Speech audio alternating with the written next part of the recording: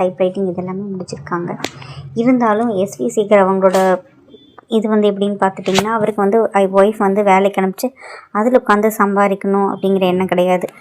அவருக்கு வந்துட்டு ஒய்ஃப் வந்து தான் ராணியாக இருக்கணும், நம்ம வந்து வேலை செய்யணும், ஒய்ஃப் வந்து வீட்டை பார்த்துக்கணும், நம்ம வந்து வீட்டுக்கு தேவையான விஷயங்களை பார்த்துக்கணும் அப்படிங்கிற ஒரு இதில் வந்து இருப்பார். இவளுக்கு வந்து ஆனால் வேலைக்கு போகணுங்கிறது ரொம்ப ரொம்ப விருப்பமாக இருந்தது.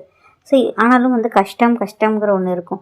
இவருக்கு வந்து படித்த படிப்புக்கான வேலை கிடைக்காதுங்காட்டி வீடெல்லாம் பார்த்து கொடுத்து ஒரு புரோக்கர் வேலையில் வந்து இவர் இருக்கார். ஆனால் அதுக்குண்டான சம்பளம் வந்து அவருக்கு என்றைக்குமே வந்து கிடைச்சதே இல்லை. அதனால் கஷ்டங்கிறது இவங்க வீட்டோடு இருந்துக்கிட்டே இருக்கும். அடுத்து 3வது குடும்பம் வந்து விசிஷார் குடும்பம். இதில் வந்து பார்த்துட்டிங்கன்னா 4 பேர் இருப்பாங்க. அம்மா, அண்ணன், தங்கை. அண்ணன் வந்து பார்த்துட்டிங்கன்னா பொறுப்பே இல்லாதவர், ரஜினியோட தீவிர ஃபேனு. அதனால் வந்து எல்லாமே வந்து சங்கத்துக்கு செய்யணும், நற்பணி மன்றத்துக்கு செய்யணும், கூழ் ஊற்றணும், எல்லாத்துக்குமே காசு கேட்பார்.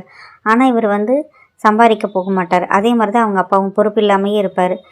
இவங்க வீட்டுக்கு இருக்கிற கஷ்டத்துக்கு வந்து என்ன பண்ணுவாங்கன்னா, எல்லாத்துக்குமே பைசா கொடுக்கணும், மளிகை சாமான் வாங்கினது, பாத்திரம், பால், கார் எல்லாத்துக்குமே கொடுக்கணும். அப்படிங்கிறதுனால வீட்டில் இருக்க பெரிய சாமானத்தை வந்து அடகு வைக்கிறதுக்காக போவாங்க. உடனே பொண்ணு வந்துட்டு இவங்க கேட்குற காசுக்கெல்லாம் இதை நீ அடகு வச்சா பத்தாதுன்னு அந்த பொண்ணு வந்து பெரிய குடத்தை கொடுத்து அனுப்பிச்சிடும். விஷு எப்போவுமே வந்து ஒரு தப்பு நடக்குதுன்னா அதை பார்த்துட்டு தட்டி கேட்பார். ஆனால் வீட்டிலேயே வந்து என்ன பிரச்சனை நடக்குதுன்னு அவர் கவனிக்க மாட்டார். அந்த மாதிரி இவர் போகிற போக்கில் ஒரு பாட்டி வந்து ஒரு கடையில் வந்து பாட்டி தேங்காய் வாங்கிட்டு இருப்பாங்க. அப்போ இவர் பார்த்துட்டே அந்த தேங்காய் வந்து அழுகி போயிடும். 1,000 ரூபா கொடுத்து நான் வாங்கினேன், நீ என்னமோ இப்படி பண்ணுறீங்க அப்படின்னு கேட்கவும், நீ நல்ல தேங்காய் வீட்டில் கொண்டு போய் வச்சுட்டு நீ அழுகின தேங்காய் கொண்டு வந்தது நான் என்ன கனவாக கண்டேன்னா அந்த அம்மா திட்டிட்டு வீசிட்டு போயிடும். இதை பார்த்துட்டே இருப்பார். சரி அப்படின்னு சொல்லிட்டு வந்துட்டு ஒரு பன்னு கொடுப்பான்னு ஃபஸ்ட்டு கேட்பார். சரின்னு சொல்லிட்டு பண்ணை கொடுத்துட்டோன்னா பன்னு 1,000 ரூபான்னு சொல்லுவார். சரின்னு சொல்லிட்டு பண்ணை திருப்பி கொடுத்துட்டு பழம் எவ்வளோன்னு கேட்பார். பழம் 1,000 ரூபான்னு சொன்னோன்னா பழத்தை எடுத்துருவார். அதுக்கப்புறம் வந்துட்டு பழத்தை சாப்பிட்டுட்டு சரின்னு சொல்லிட்டு நான் போயிட்டு வரேன் அப்படிம்பாரு. சார் நீங்கள் பழம் சாப்பிட்றதுக்கு காசு கொடுக்கலையே அப்படின்னு கேட்பாரு. பழத்துக்கு பதிலாக தானே பண்ணை கொடுத்தேன் அப்படிம்பாரு. அப்போ பண்ணு வாங்குற காசு அதை திருப்பி கொடுத்துட்டேனேப்பா அப்படின்னு சொன்னோன்னா அவங்க என்ன பேசுகிறதுனே தெரியாது. ஏமாத்துறவங்களே இவர் ஏமாற்றிட்டு வந்துடுவார். இந்த வீட்டில் இருக்கக்கூடிய ஒன்று குடுத்தனம் அப்படின்னு சொல்லுவாங்க. ஸோ எல்லாம் ஒட்டுமொத்தமாக இருப்பாங்களே, அந்த வீட்டோட ஓனர் யாருன்னு பார்த்தீங்கன்னா கவுண்டமணி சார். இவங்கெல்லாம் வந்து சுத்தமாகவே வாடகை கொடுக்க மாட்டாங்க. இவருக்கும் அவங்கக்கிட்ட கேட்குறக்கு வந்து மனசு இருக்காது. ரொம்ப நல்லவர் தான் இவரும். பட் இருந்தாலும் காசு அவருக்கும் வேணும் இல்லையா? அதனால் அட்லீஸ்ட் யாரையாவது மிரட்டியாவது கூப்பிட்டு போகலாம் அப்படின்னு கூப்பிட்டு வர்றதுக்காக வந்திருப்பார். சரின்னு சொல்லிட்டு ஒருத்தரை கூப்பிட்டு வந்து, என் மீசை வச்சுருந்தேன், இப்போ மீசை எதுக்கே எடுத்தேன்னா, நீங்கள் கொடுத்த காசில் தான் சார் மீசை எடுத்தேன் அப்படிமா. அது ஒன்று தான் ஏன் பயமுறுத்துகிற மாதிரி இருந்துச்சு, இப்போ அதையும் எடுத்துகிட்டு வந்துட்டேன்னு சொல்லிட்டு கவுண்டர் பண்ணி திட்டுவார். சரின்னு சொல்லிட்டு, சரி எல்லாத்துக்கிட்டையும் சொல்லி நான் சொல்கிற மாதிரி சொல்லி காசு வாங்கிட்டு வா அப்படின்னு சொன்னோன்னா, சரின்னு வந்து இவர் மிரட்டுறதுக்காக வந்து ஊயின்னு கத்தான் போடுவார். எல்லாருமே வந்து பார்ப்பாங்க. ஆனால் யாருமே வந்து ஒரு ரெஸ்பான்ஸும் பண்ண மாட்டாங்க. ஆனால் இன்னொன்று என்னென்னு பார்த்தீங்கன்னா, அந்த ஃபஸ்ட்டு ஒர்க்கு போயிட்டுருக்காங்க இல்லையா, அந்த பேரோட ஆஃபீஸில் வேலை செய்கிறவர் தான் இவர். அவர் வந்து பார்த்தோன்னே இவர் கண்டுபிடிச்சிட்டு, ஏன் நீ தானா அது, எதுக்கே இப்படியெல்லாம் பண்ணுற, இவன் ஆஃபீஸில் வேலை செய்கிறவன் அப்படின்னு சொன்னோன்னே கவுண்டமணிக்கு என்ன பேசுறதுனே தெரியாது. ஐயோ நம்ம கூப்பிட்டு வந்த பிளானே போயிடுச்சு அப்படின்னு. இவர் சுகாசினி என்ன பண்ணுவா, யாருங்க அது புதுசாக இருக்குது, இந்த தம்பி என்ன பண்ணுறாருன்னு சொல்லி கலாய்ச்சிட்டு போவாங்க. உடனே இவர் பார்த்தியா உன்னை எல்லாருமே கலாய்க்கிறாங்க, அதுக்கு தான் மீசை எடுக்காதேன்னு சொன்னேன்னு சொல்லிட்டு சொல்லுவார். விசு வந்தோன்னே, ஏன்ப்பா போய் அந்த இடத்துல இந்த நான் சொல்கிற ஒரு பொடியை மட்டும் வாங்கிட்டு வரையா அப்படின்பாரு. உடனே கொடுங்க சார் போகிறேன்பாரு. உடனே கவுண்டர் பண்ணி, ஏன்டா நீ மிரட்டுறக்கு வந்திருக்கேன், நீ என்னமோ இவங்க சொல்கிற வேலையெல்லாம் எடுபடி வேலை செய்கிறக்கா வந்திருக்க அப்படின்னு சொல்லிட்டு இது பண்ணிகிட்ருப்பார். இப்படியே போயிட்டுருக்கோம். அடுத்து வந்துட்டு வீட்டு புரோக்கராக இருந்ததுனால வீடு முடிச்சு கொடுத்துருப்பார். அவங்கக்கிட்ட கமிஷன் வாங்க போகலான்னு சொல்லிட்டு போவார். ஆனால் அவங்க 2 பேரும் இவரை வந்து ஏமாற்றி அனுப்பிச்சிடுவாங்க. அதனால் ரொம்ப வருத்தத்தோட ஒய்ஃப் கூட பீச்சில் போய் உட்காந்துட்டு, என்னை மன்னிச்சிரு, நான் உங்ககிட்ட சொன்னதெல்லாம் செய்ய முடியலன்னு சொல்லிகிட்ருப்பார். அந்த சமயத்தில் வந்து சுகாசினி அவங்களோட தம்பி வந்து ஊருக்கு வருவார். ஸோ அவர் வந்து ஆல்ரெடி எல்லாத்துக்குமே வந்து ரொம்ப தெரியும். ஸோ எல்லாத்துக்கூடையும் நல்லாவே பேசிகிட்ருப்பார். பக்கத்தில் வீட்டில் அந்த வேலைக்கு போகிற அவர் கூட நல்லாவே பேசிகிட்ருப்பார். அவர் எல்லாத்தையுமே கலாய்க்கிறதா இவருக்கு வேலையாக இருக்கும். ஸோ இவரும் ஒரு சில விஷயங்களை அவர்கிட்ட இருந்து பார்த்துட்ருப்பார். ஸோ சமைக்க தெரியாமல் ஏதோ சமைச்சு புகைச்சி எல்லாம் இது பண்ணி விட்டுட்ருப்பார். அப்புறம் ஒய்ஃபோட ஜாக்கெட்டுக்கு வந்துட்டு இவர் வந்து ஹூக் வச்சிட்ருப்பார். இதை பார்த்துட்டு, பார்த்தியா அவர் எப்படி இருக்கார், நானா மாமா தான் இப்படி இருக்கார், நீயும் நான் சொல்கிற மாதிரி கேளு, போய் ஜாக்கெட் எடுத்துகிட்டு வந்து மாமா கிட்ட கொடுத்து ஹூக் தைக்க சொல்லு அப்படின்னா, ஐயோ நான்லாம் கொடுக்க மாட்டேன், ரொம்ப பிரச்சனையாயிரும்டா, அவர் என்ன நாளைக்கு காரியம் பண்ணுற அளவுக்கு நீ பண்ணி விட்டுருவ போல் அப்படின்னு சொல்லிட்டு அவன் சொல்கிறான்னு சொல்லிவிட்டு இவளும் போய் ஜாக்கெட் எடுத்துகிட்டு வந்து கொடுப்பா. எல்லாம் ரொம்ப பயத்தோடு பார்ப்பாங்க. பயந்துகிட்டே கொடுப்பா. இருந்தாலும் எஸ்வி சேகர் என்ன சொல்லுவார், ஜாக்கெட் மட்டும் கொடுக்குறியே, ஊசி நூலில் என்ன உங்கள் அப்பாவா கொடுப்பாரு, இப்போ எடுத்துகிட்டு வைப்போம் அப்படின்னு சொல்லிட்டோன்னே எல்லாருமே சிரிச்சிடுவாங்க. அப்புறம் அவனும் வந்துட்டு ஸோ எஸ்வி சேகர் வாங்கிடுவார் அந்த ஜாக்கெட்டை. அதுக்கப்புறம் வந்துட்டு இவரும் தைச்சிட்ருப்பார் இல்லையா, இவங்க எல்லாமே பார்த்துட்டு ரொம்ப சிரிச்சிட்ருப்பாங்க. அதுக்கப்புறம் வந்துட்டு இவரும் வந்து அவங்க காலி பண்ண மாட்டேங்கிறாங்களே, நம்ம வீட்டு வருமானத்துக்கு என்ன பண்ணுறதுன்னு சொல்லிட்டு அந்த இன்னொரு சைடில் வந்து ஒரு ஏரியா போர்ஷன் மாதிரி காலியாக இருக்கும், எதுவுமே இருக்காது அந்த பைப்புக்கு பக்கத்தில்.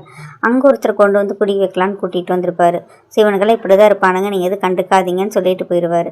இவங்களுக்கெல்லாம் கோவம், இவனை எப்படியாவது அனுப்பணும்னு சொல்லிட்டு பேசிகிட்டு இருப்பாங்க. அப்போ வந்து எங்கேருந்து வந்திருக்கேன் ஏது வந்திருக்கேன்னு கேட்கும்போது, என்ன ஜாதின்னு கேட்கும்போது ஏழை ஜாதின்னு சொன்னோன்னா எல்லோரும் சமாதானம் ஆயிடுவாங்க. ஸோ இவங்களும் வந்து சாப்பாடு பக்கத்தில் இருக்கவங்களால போட்டு ஹெல்ப் பண்ணுவாங்க.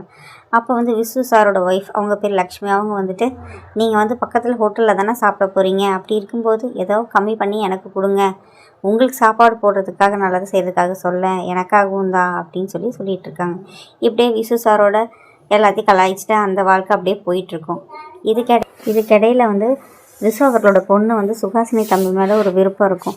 அதனால் அவர் எப்படியாவது தன் பால் இருக்கணும் அப்படிங்கிற ஒரு இதுக்காக பாட்டிலை வந்து கீழே போட்டு உடச்சி காலில் குத்துற மாதிரி பண்ணி அவர் வந்து ஹெல்ப் பண்ணுவார். இதை வந்து அந்த பேராக இருக்கார் இல்லையா, அவர் பார்த்துக்கிட்டே இருப்பார். வேலைக்கு போகிறவர் பார்த்துட்டு அந்த பொண்ணு ஒன்று லவ் பண்ணுற மாதிரி தெரியுது, பார்த்து இருந்துக்கோணும். ஆனால் அவர் சொல்கிறது கரெக்டு தான். இவன் என்ன சொல்லிடுவானா, அந்த பொண்ணு எனக்கு தங்கச்சி மாதிரின்னு சொல்லிட்டு கிளம்பிடுவார்.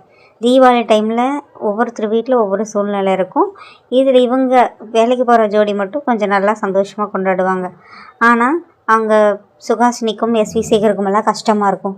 அவங்க வீட்லேயும் அதே மாதிரி தான். ஆனால் எப்படியோ சமாளித்து எல்லாருமே தீபாவளி கொண்டாடிச்சு முடிச்சிருவாங்க. பொண்ணுக்கு வந்து இந்த மாதிரி ஒரு சூழ்நிலையை பிடிக்காமல் அவள் வந்து ஒரு பக்கம் வேலைக்கு போயிட்டுருப்பா, வீட்டுக்கு தெரியாமல். ஸ்கூல் போயிட்டுருக்க பொண்ணு ஸ்கூலுக்கு போகாமல் ஸ்கூலுக்கு போகிற டைமில் வந்து வேலைக்கு போயிட்டுருப்பாங்க. அவள் எப்படியோ சம்பாரித்து மணி ஆர்டர் வந்து இவங்க அம்மா பேரில் அனுப்பி வைப்பாள், அம்பாள் அப்படிங்கிற பேர் போட்டு. எம்பக்கு யாருடா அனுப்பியிருக்காங்க அப்படின்னு சொல்லிட்டு யோசிச்சுட்டே இருப்பாங்க. அதுக்கப்புறம் தெரியலையே யார் அனுப்பியிருப்பாங்கன்னு, உனக்கு தெரியாதாம்மான்னு கேட்ப, தெரியலையேம்மா அப்படின்னு. பார்க்கலாம் பத்திரமா பணத்தை உள்ளே வச்சுக்கலாம், யார் வந்து கேட்கலைன்னா நம்ம வந்து அம்பாள் உண்டியலில் போட்டுடலாம், ஏன்னா நமக்கு தேவையில்லாத பணம் அப்படின்னு சொல்லிட்டு இருப்பாங்க. இதே மாதிரி சுகாசினி வந்து தண்ணி எடுத்துகிட்டு இருக்கும்போது அவளுக்கு திடீர்னு வயிறு வலியாகி மயக்கம் போட்டு கீழே விழுந்துருவான். இப்போ பக்கத்து வீட்டில் இருக்க அந்த வேலைக்கு போகிற அந்த பொண்ணு தான் வந்து ஹாஸ்பிட்டல் கூட்டிகிட்டு போகிறதுக்கு ஹெல்ப் பண்ணி கூட்டிகிட்டு போவாங்க. டாக்ஸிக்கு கூட பணம் இல்லாமல் இருக்கும், ஆனால் அந்த பொண்ணு தான் ஹெல்ப் பண்ணி கூட்டிகிட்டு போகும். அப்போ இந்த வீட்டில் இருக்கிற அந்த லக்ஷ்மி அம்மா வந்து ஏன்டா எங்கே போகிறாங்கன்னு உனக்கு தெரியாதா, ஒரு வார்த்தை கேட்டிருக்கலாம் இல்லடா, கேட்டிருந்தீங்கன்னா நம்மளும் போய் பார்த்துருக்கலாம் இல்லைன்னு வெயிட் பண்ணிவிட்டு திட்டிகிட்டு இருப்பாங்க. அப்போ வந்து இவங்க வந்தோன்னா பார்த்து பத்திரமா கூப்பிட்டு வருவாங்க. என்னாச்சுன்னு கேட்கும்போது அந்த பொண்ணு வந்து அபார்ஷன் ஆகிடுச்சு அப்படின்னு சொல்லுவாங்க. இவங்க 2 பேரும் ரொம்ப வேதனைப்படுவாங்க. பட் இருந்தாலும் அதை யாருக்கு முன்னாடி காமிக்காமல் அமைதியாக போவாங்க. அதுக்கப்புறம் வந்துட்டு எல்லாருமே அந்த பொண்ணுக்கிட்ட வந்து சமாதானப்படுத்துவாங்க. லக்ஷ்மி அம்மா வந்து இனிமேல் ஒரு வாரத்துக்கு உங்களுக்கெல்லாம் எங்கள் வீட்டில் தான் சாப்பாடு, நீ எதுவுமே ரொம்ப அலட்டிக்கக்கூடாது அப்படின்னு சொல்லிடுவாங்க. அதுக்கப்புறம் ஹஸ்பண்டோட ஒய்ஃபு குழந்த போன சோகத்தில் ரொம்ப வந்து ஃபீல் பண்ணிகிட்ருப்பாங்க. ஏன்னா என்ன பண்ணுறதுன்னு தெரியாது இல்லையா, இப்படி ஒரு சூழ்நிலை வந்து நடக்கும், அவங்க எதிர்பார்க்காத ஒரு சூழ்நிலையில் வந்து இருப்பாங்க. எப்படி வந்து மனசை தேர்த்திக்கிட்டு வாழ்க்கையில் முன்னேறி போகணும் அப்படிங்கிற ஒரு எண்ணம் வந்து அவங்களுக்குள்ளே இருக்கும். இருந்தாலும் என்ன பண்ணுறதுனே தெரியாது. உண்மையாக 2 பேரும் அழுகும்போதெல்லாம் பார்க்கும்போது ரொம்ப ரியலிஸ்டிக்காக இருக்கும். ஸோ இவங்களோட லைஃப்பில் வந்து இப்படி ஒரு கஷ்டம் அப்படிங்கிற ஒரு சூழ்நிலை வந்து இருக்கும். இவளுக்கு வேலைக்கு போகிறதுக்கு பிடிக்கும், பட் ஆனால் ஹஸ்பண்ட் விட மாட்டார். அந்த பேரில் வந்து அவங்களுக்கு வேலைக்கு போகிறதுக்கு பிடிக்காது, குழந்தைய நல்லபடியாக வீட்டிலேருந்து பார்க்கணும் அப்படிங்கிற ஒரு விருப்பம் வந்து இருக்கும். ஸோ இதெல்லாம் மறந்துட்டு அப்படியே கொஞ்சம் நாள் கூட அவள் என்ன பண்ணுவான்னா, அப்படியே வீட்டு வேலையெல்லாம் கொஞ்சம் கொஞ்சம் தன்னை மறந்து அப்படியே செய்ய ஆரம்பிப்பாங்க. ஸோ அப்படியே கொஞ்ச நாள் வந்து கடந்து போகும். அவங்க தம்பிக்கு வந்து அப்படியே பொண்ணு பார்க்கலாம் அப்படின்னு சொல்லிட்டு அவங்க அம்மா பிளான் பண்ணி சுகாசினியோட தம்பிக்காக பொண்ணு பார்க்கறதுக்காக ஒரு புரோக்கரை வந்து அங்கேயே அனுப்பி வைக்கிறாங்க. ஸோ எல்லோரும் கூடி இருக்க சமயத்தில் அந்த புரோக்கரும் வந்திருக்காரு. எப்படி பொண்ணு பார்க்குறதுன்னு சொல்லுங்கன்னு சொல்லி கேட்கும்போது இவர் வந்து வேலைக்கு போகிற பொண்ணாக பாருங்கள், அப்போ தான் அவனுக்கு வந்து பொருளாதார ரீதியாக நல்லாயிருக்கும் அப்படின்னு சொல்லிட்டு இவர் சொல்கிறாரு. ஆனால் எஸ்வி சேகர் என்ன சொல்கிறாரு, அப்படி வேண்டாம், வீட்டில் வந்து ஒரு பொண்ணு பார்த்துக்கிற மாதிரி இருக்கணும் அப்படின்னு சொல்லிட்டு அவர் சொல்லிகிட்ருக்கார். இதுக்கடையில் அந்த வேலைக்கு போகிறவரோட அப்பா வந்துட்டு ரொம்ப கிண்டல் பண்ணிகிட்ருப்பார். ஆமாம்மா, எல்லாத்துக்கும் நம்ம பொருளாதாரத்தை மட்டும் யோசிச்சுட்டே இருந்தால் வீட்டு குடும்பம் என்ன ஆகுறது அப்படின்னு சொல்லிட்டு கேட்டுட்ருப்பாங்க. இப்படியே ஒவ்வொருத்தராக வந்து வேலைக்கு போகிற பொண்ணு தான் வேணும், வேலைக்கு போகாத பொண்ணு வேணும் அப்படின்னு சொல்லி மாற்றி மாற்றி குழப்பிகிட்டே இருப்பாங்க. அந்த புரோக்கரே குழம்பிடுவார், என்ன பேசுகிறதுன்னு தெரியாது. ஸோ இவங்க அப்பா வந்து திட்டினோன்னே இவருக்கும் வந்து நீங்கள் என்னமோ பண்ணிக்கிங்க, இதுக்கு மேலே நான் எதுவும் சொல்ல முடியாது, தீபாவளி பண்டிகை எப்போயே பார்த்துருப்பீங்க, உங்கள் எல்லாத்தையும் விட நாங்கள் சந்தோஷமாக கொண்டாடினோம், 1500 ரூபாய்க்கு வந்துட்டு பொருளெல்லாம் வாங்கி எல்லாமே ரொம்ப சந்தோஷமாக கொண்டாடணும், உங்களை மாதிரி வெறும் பாயசம் மட்டும் நாங்கள் வச்சு சாப்பிடல அப்படின்னு சொல்லி இவர் சொல்கிறாரு. ஏன்னா நான் உங்களை சொல்லி காமிக்கணும்னு சொல்லலை, பொதுவாக தான் சொன்னேன்னு இவர் சொல்கிறாரு. இவங்க அப்பா வந்துட்டு நான் யாரையும் குத்தி காமிச்சு சொல்ல, உன்னை தான் நான் சொல்கிறேன் அப்படின்னு சொல்லிடுவார். அதுக்கப்புறம் வந்துட்டு இந்த பொண்ணு வந்து வேலைக்கு போகிறப்போ வந்து இவரை பார்க்குது. இவர் வந்து பஸ் ஸ்டாண்டில் நின்றுட்டுருக்காரு. இந்த பொண்ணு வேலைக்கு போகிற இடத்துலேருந்து வர காரில் வந்து இறங்கிட்டு இவர்கிட்ட வந்துட்டு ஆசையாக பேசிகிட்டு இருக்காங்க. நான் உங்ககிட்ட ஒரு கருத்து சொல்லணும் அப்படின்னா நீயும் என்கிட்ட சொல்லணுமா, சொல்லு அப்படிங்கும்போது, நீங்கள் வேலைக்கு போகிற பொண்ணாக பார்த்தாலும் சரி பார்க்கலனாலும் சரி, ஆனால் என்னோடய கருத்து என்னென்னா வேலைக்கு போகிறது தெரியாத ஒரு பொண்ணாக பார்த்துக்கங்கன்னு இவ்வளோ மனசில் வச்சுட்டு சொல்கிறாரு. இவன் ஒன்றும் சொல்லாமல் சரின்னு சொல்லிட்டு போயிடுவான். அதுக்கப்புறம் வந்துட்டு இந்த முதல் ஃபேமிலி இருக்காங்க இல்லையா, அவங்களோட ஹஸ்பண்ட் வந்து கிணத்தோட்டத்தில் வந்து துவைச்சிட்ருக்காரு. அப்போ வந்து தண்ணி எடுக்கிறதுக்காக சுகாசினி போவாங்க. அவங்க வந்துட்டு நான் உங்ககிட்ட ஒன்று பேசணும்னு சொல்லிட்டு சொல்லுவாங்க. அதே மாதிரி எஸ்வி சேகர் வரப்போ அந்த முதல் ஃபேமிலியோட ஒய்ஃப் வந்துட்டு உங்ககிட்ட நான் ஒன்று பேசணும்னா அப்படின்னு சொல்லும்போது 2 பேரும் நீங்கள் என் தங்கச்சி மாதிரி தான் என்னன்னு சொல்லுங்கள் அப்படிங்கும்போது சுகாசினி வந்து எனக்கு வந்து வேலைக்கு போகிறது தான் விருப்பம், படித்த படிப்பு தான் வீணாக போகுது, அவர் எனக்கு எதுவுமே ஒத்துக்க மாட்டேங்கிறாருன்னு சொல்லுவாங்க.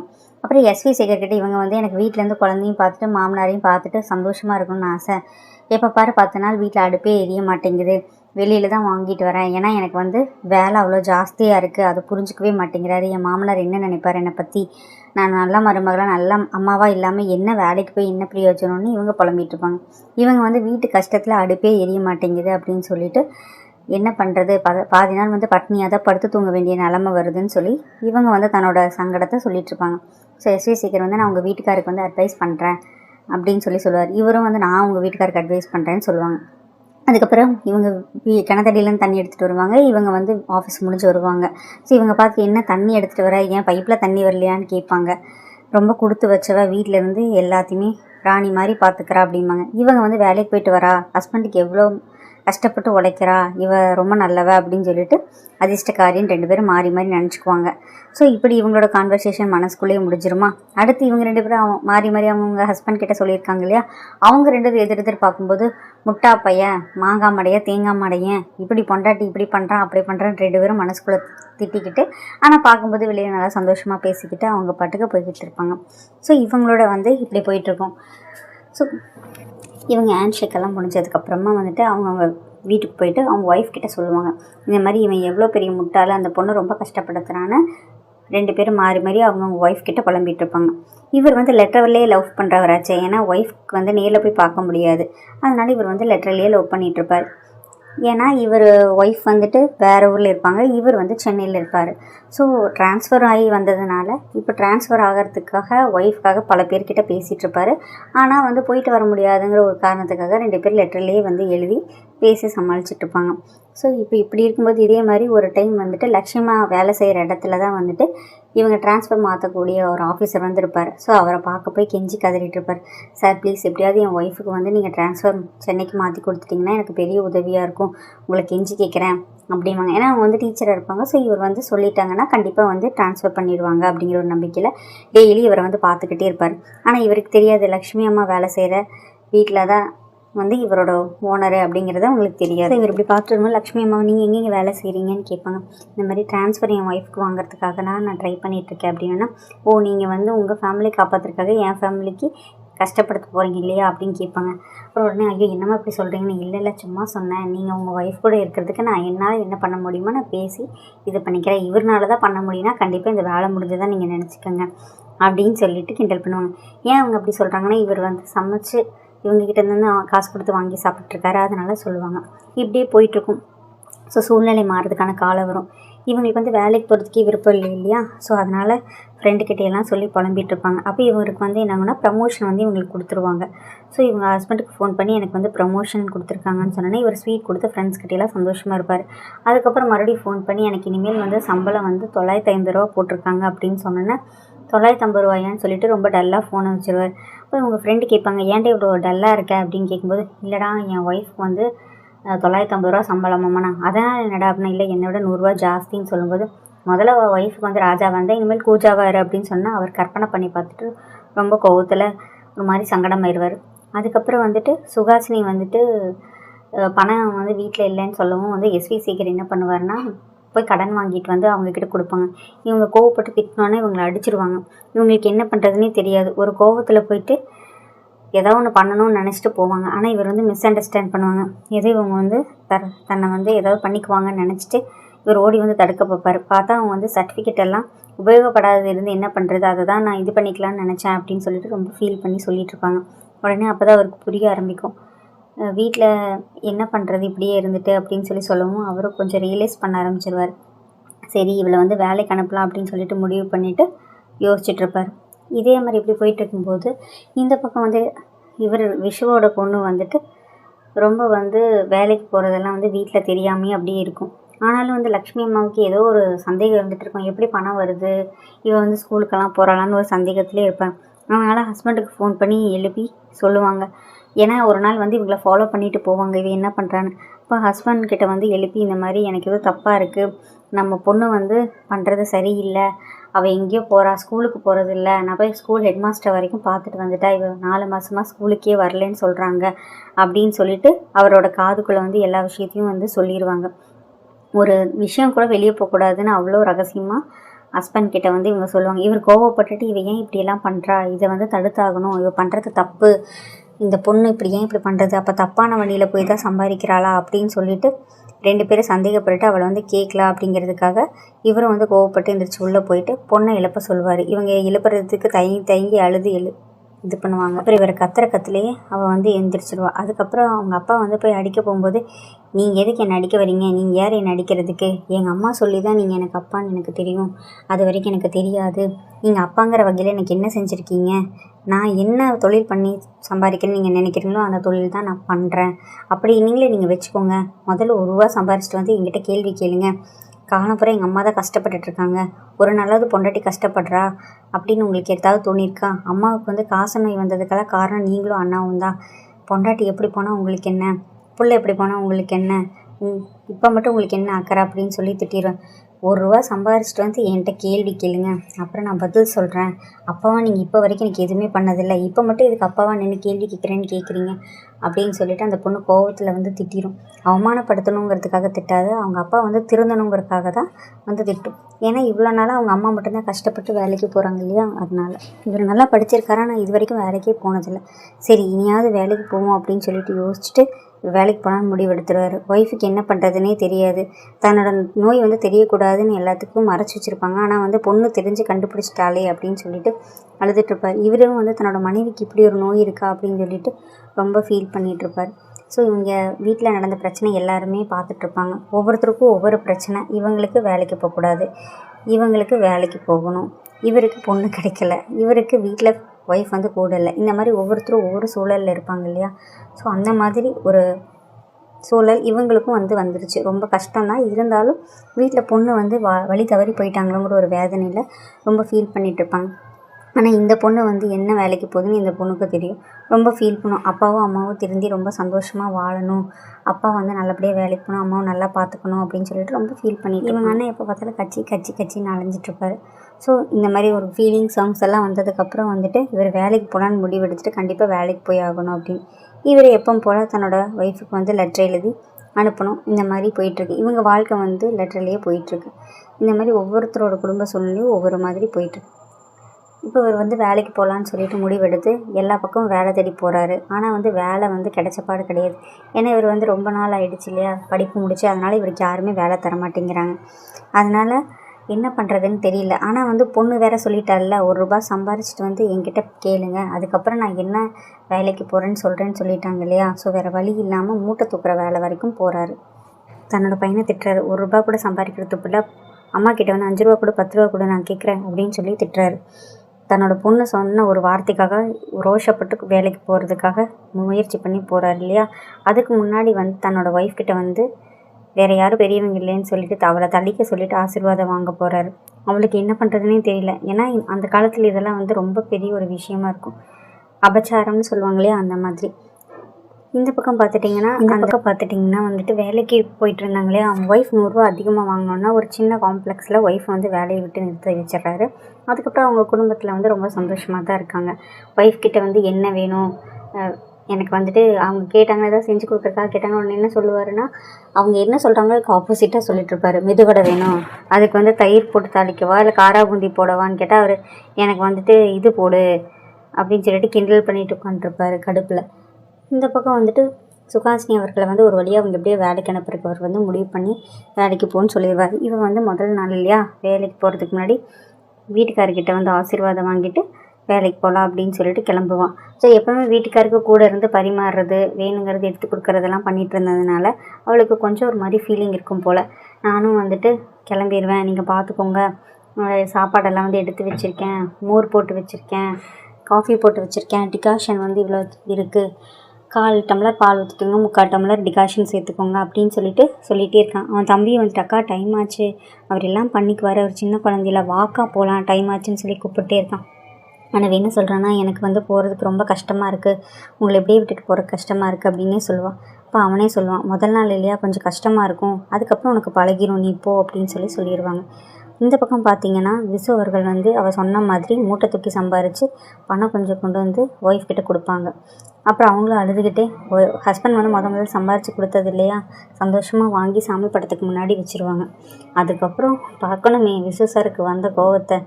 சம்பாரிச்சிட்டாரில் ₹1 மேலே உடனே பொண்ணை பிடிச்சி ஒரு அடி அடித்து என்ன வேலைக்கு போகிற அப்படின்னா, சரி நீங்கள் வாங்க அப்படின்னு சொல்லி கூப்பிடுவான். அவங்க அம்மா வந்து தடுப்பாங்க, பொண்ணு அடிக்காதீங்கன்னு, இது அப்பாவுக்கும் பொண்ணுக்கும் நடக்கிற ஒரு இது, நீங்கள் இதுக்குள்ளே வராதிங்கன்னு சொல்லிட்டு சொல்லுவாங்க. உடனே வந்து சரின்னு சொல்லிவிட்டு இப்போ என்ன பண்ணுறது, வாங்க போகலாம்ப்பா, நான் என்னன்னு காமிக்கிறேன், நான் என்ன வேலை செய்கிறேன்னு காமிக்கிறேன், நீங்கள் வாங்கன்னு சொல்லிட்டு கூட்டிகிட்டு போவாங்க.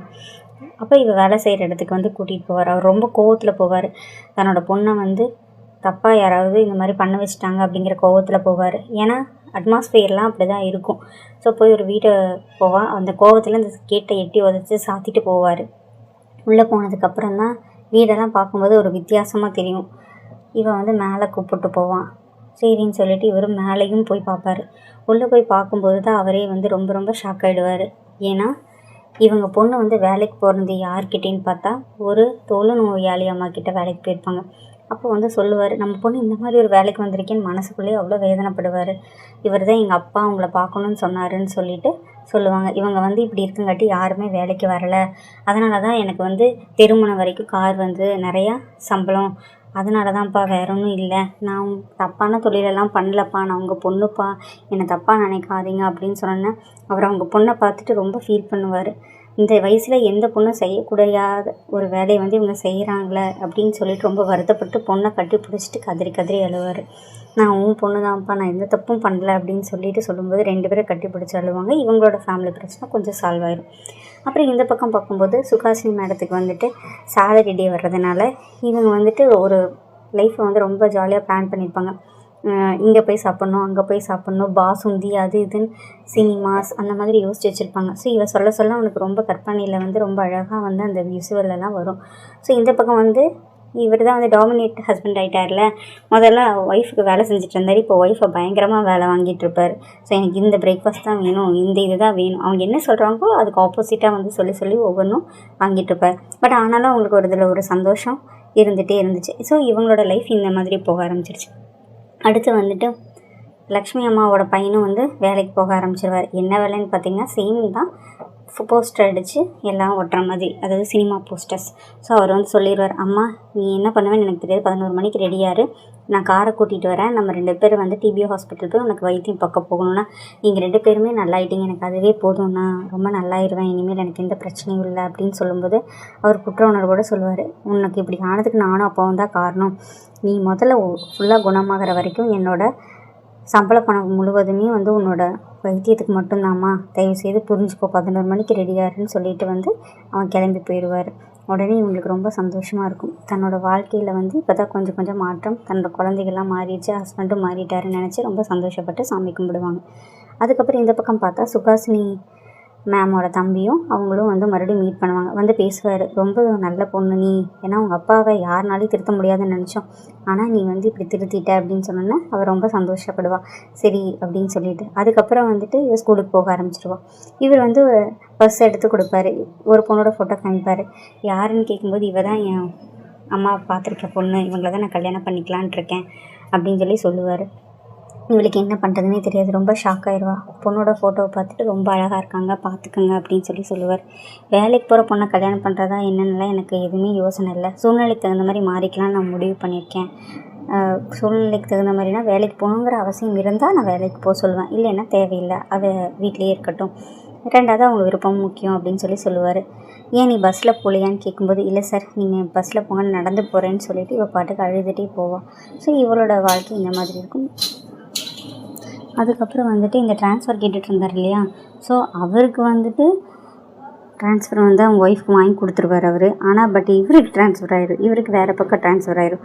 அதனால் என்ன சொல்லுவார்னா, நீங்கள் எனக்கு எல்லாமே வாங்கி கொடுத்துட்டீங்க, ரொம்ப சந்தோஷம், ஆனால் இன்னொரு ஹெல்ப் பண்ணணும், எனக்கு வந்து எங்கள் சாருக்கு வந்து ஏதோ தொழில் நஷ்டமானங்காட்டி திண்டுக்கல்லில் இருக்கக்கூடிய வேறு ஒரு கடைக்கு வந்து என்னை ட்ரான்ஸ்ஃபர் பண்ணிட்டார். அதனால் தயவுசெய்து என் ஒய்ஃப்க்கு வந்து திண்டுக்கல்லுக்கு நீங்கள் ட்ரான்ஸ்ஃபர் வாங்கி கொடுக்குறக்கு ஹெல்ப் பண்ணுங்கள் சார் அப்படின்னு சொன்னால் இவர் ஷாக் ஆயிரு.